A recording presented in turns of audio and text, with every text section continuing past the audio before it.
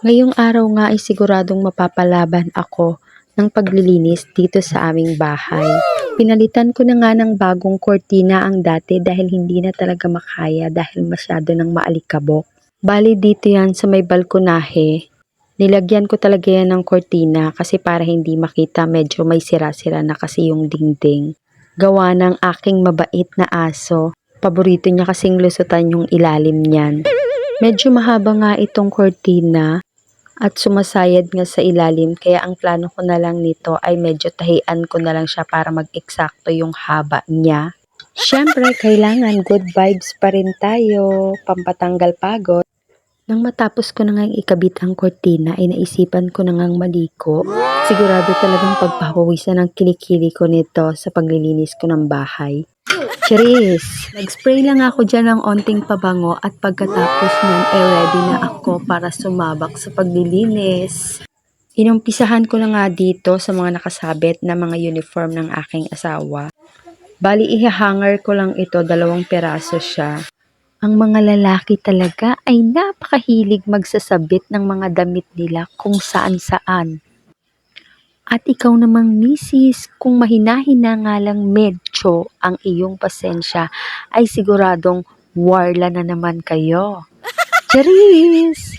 Tayo namang mga asawa ang tagaligpit ng mga kalat nila. Siyempre, sino pa ba? Diba? Hindi ko na lang nga masyadong ini-stress ang sarili ko sa mga kalat at ligpitin. Sayang naman ang pagiging beautiful ko kung magiging stress looking lang ako. Charis! Nang matapos na nga akong mag-hanger ng mga kung anong-anong nakasabit doon, ay dito na ako pumunta sa pinakalooban ng aming bahay. Inumpisahan ko nang ayusin ang mga kortina. Actually, ang bunso kong si Sophia ang nag-ayos niyan kanina, pinabuksan ko. Kaya inayos ko lang ngayon ng maigi. Siyempre, mga bata pa, hindi mo naman pwedeng iasa sa kanila. Pero thankful ako kahit papano ay naaasahan ko nila sila sa mga maliliit na bagay. Bawat isa sa aking mga anak ay may kanya-kanyang toka o gawaing bahay na nakaatang sa kanila. Siyempre, kailangan dapat tulungan.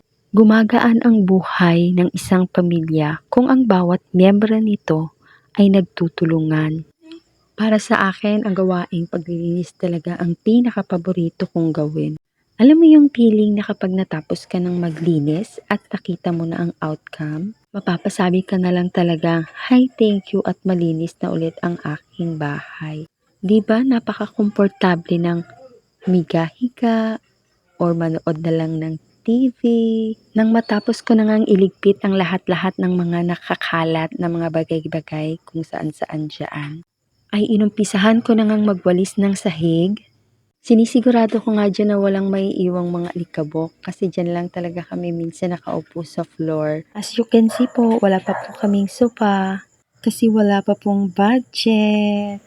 Kaya naman sa mga willing mag-donate dyan, ako po ay open arms na tatanggap ng inyong mga donasyon. Charis! Balik tayo sa ginagawa ko. Eto nga at minamap ko na ang sahig. Pinapatak-patakan ko nga lang yan ng Zondrox para siguradong malinis at walang maiiwang bakterya. Uy, Zondrox, baka naman. Charis! Medyo malapit na nga akong matapos mag-map pero wag ka. Hindi pa pwedeng magbunhi dahil may nag-aantay pang walisin sa pinakabalkonahe ng aming bahay.